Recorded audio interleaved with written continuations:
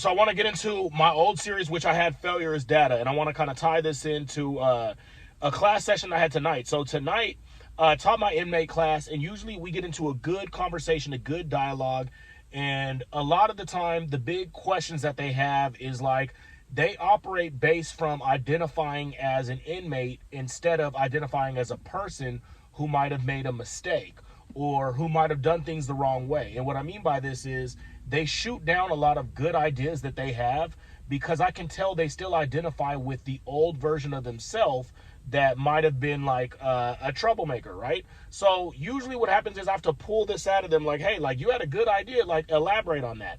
And what I get to is, if you ever read the book Psycho-Cybernetics, it talks about how things don't change until the person changes their identity. You no longer identify a certain way. So instead of being the kid that was always in trouble or the juvenile delinquent, I try to get them to identify with the college students that's just currently incarcerated.